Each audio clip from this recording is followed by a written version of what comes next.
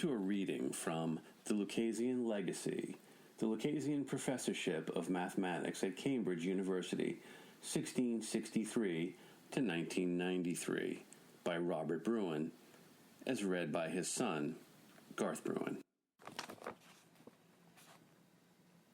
George Biddle Airy, 1826 to 1828. The life of Airy was essentially that of a hard-working businessman and differed from that of other hard-working people only in the quality and variety of his work. It was not an exciting life, but it was full of interest. Wilfred Airy. Sir George Biddle Airy, 1801 to 1892, was an accomplished astronomer who spent only 2 years as Lucasian professor. Unfortunately, the salary was not high enough to keep him as Lucasian professor.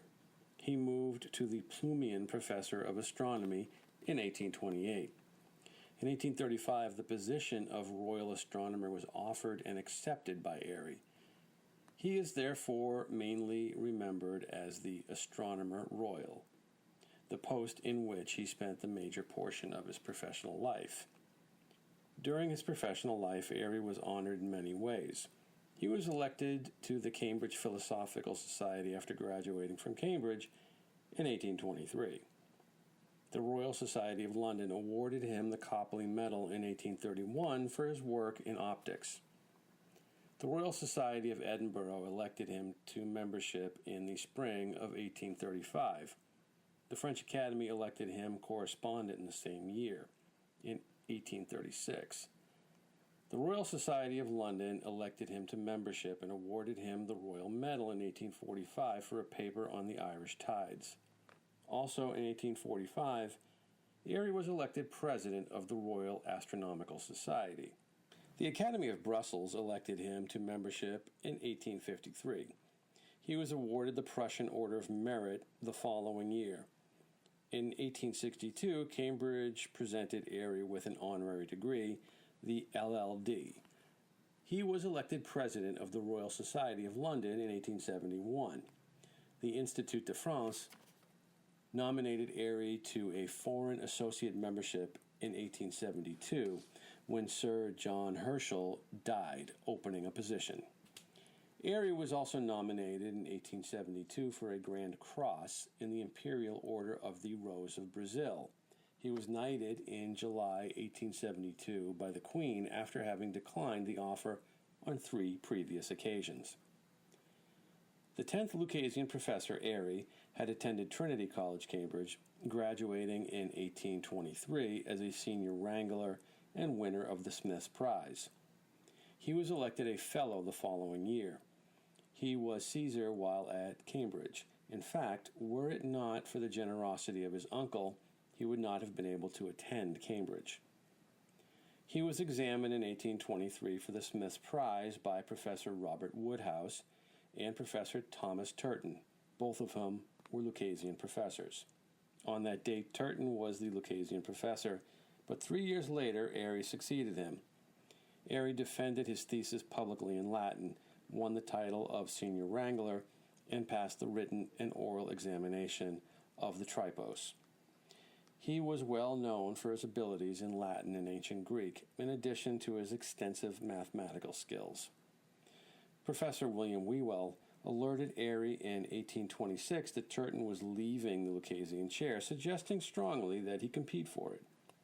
Joshua King, who acquired the chair in 1839, had made it clear that college tutors and assistant tutors were not eligible for the chair.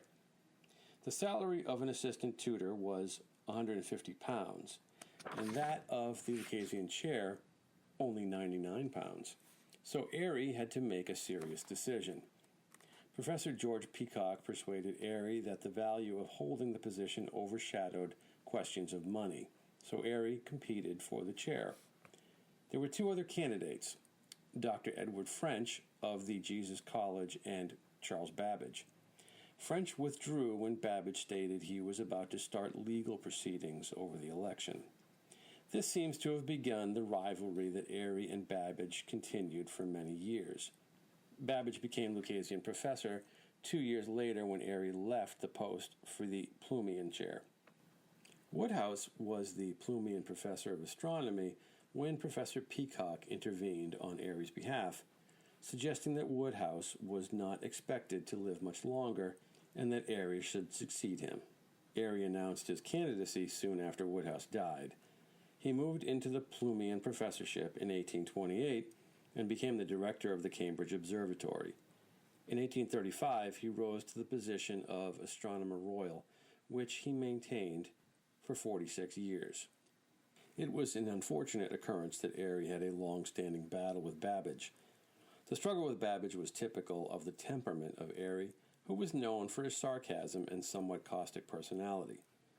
Airy had started out winning in the battles with Babbage. The problems between the two flared again when, in 1832, there was a dispute over the quality of a telescope built in which Airy and Babbage were called in as experts. They stood on opposing sides, and again, Airy won and Babbage suffered damage to his career. 10 years later, while Babbage was trying to keep financial support from the government flowing to his projects, Airy wrote an opinion to the Chancellor of the Exchequer which stated that the Babbage's calculating engine was worthless. Recently, the government had failed to compensate Airy for solving a problem for it in which he was able to provide a mechanical tabulation method while working on the larger problem of navigating iron ships.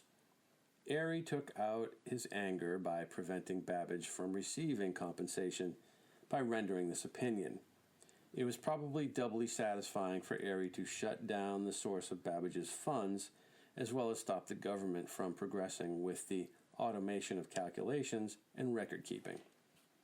Unfortunately for England and the rest of the world, it delayed progress for an indefinite period of time.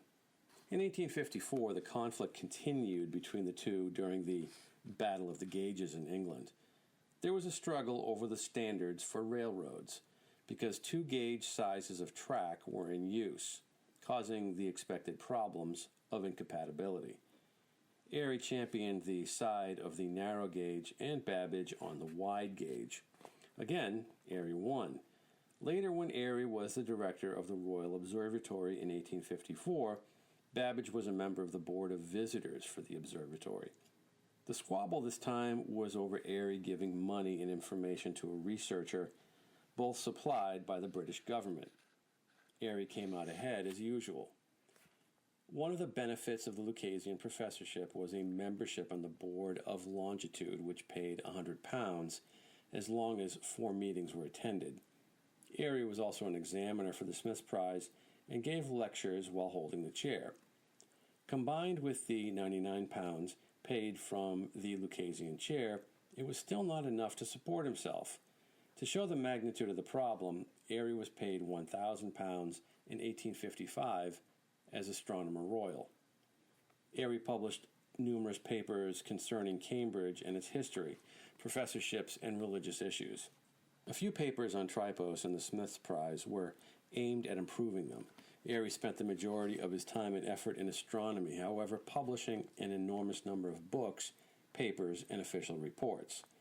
His published papers have been counted at 377, in addition to another 141 official reports and addresses.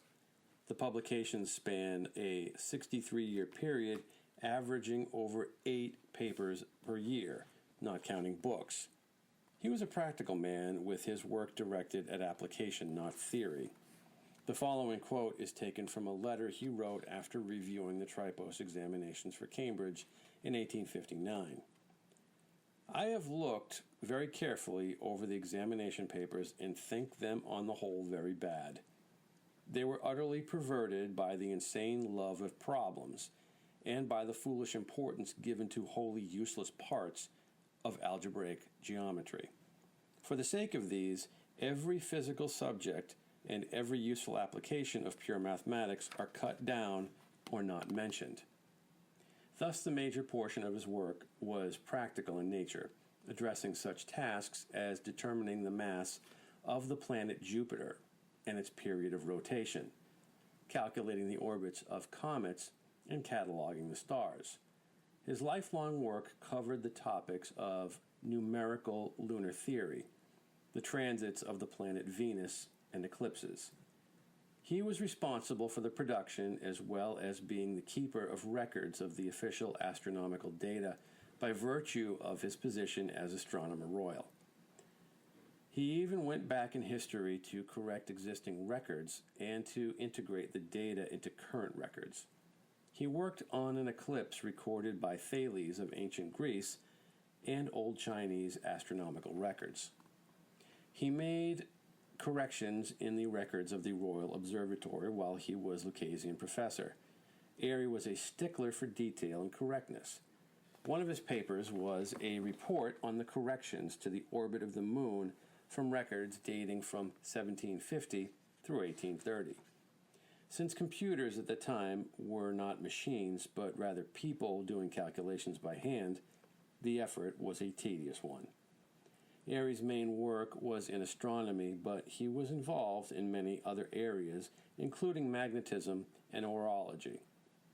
In the field of magnetism, he offered methods to correct for compass readings in ships made of iron.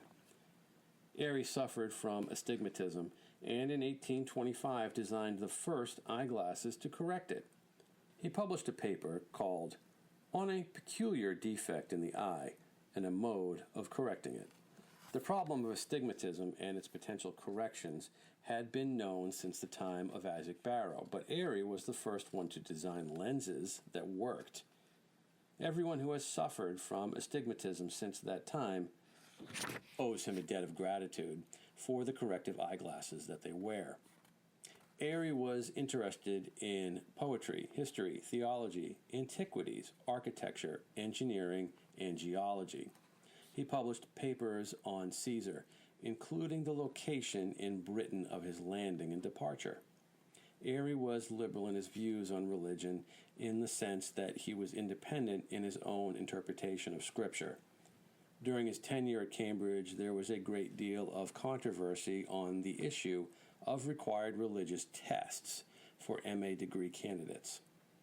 Eventually, the requirements were dropped and was sympathetic to this development. Airy was also a member of the faculty senate that voted to allow candidates for the medical degree to receive their degrees without professing loyalty to the Church of England. He also took the liberal viewpoint in 1831 when a major controversy broke out at Cambridge over the admission of dissenters to the university. Another sign of Airy's religious views emerged when Colenso, a mathematician and bishop of Natal, was criticized for his writings on the Pentateuch. Airy wrote that he owed Colenso a debt for an intellectual stimulus for searching out the truth, even though he did not use it the same way as Colenso. In other words, even if he did not agree with Colenso's writing, he did agree with the method of analysis. Furthermore, there was the strong sense that one did not have to agree in all instances with the religious beliefs of others. In matters of personal devotion to religion and belief in God, Airy was most committed. He published numerous papers on religion. One paper, published in 1854, argued that the great biblical flood was a great flood of the Nile, not the world. He also published several papers on the exodus of the Israelites. In a series of letters to Cambridge in which Airy was making suggestions to improve mathematical instruction, a few telling remarks revealed his attitudes towards religion. He expressed the belief that the college had two objectives. The first was to give religious instruction, and the second to pursue science with no connection to religion. He believed that the master of a college should have taken holy orders. He appears to have been a religious man who expected clear boundaries between religion and science.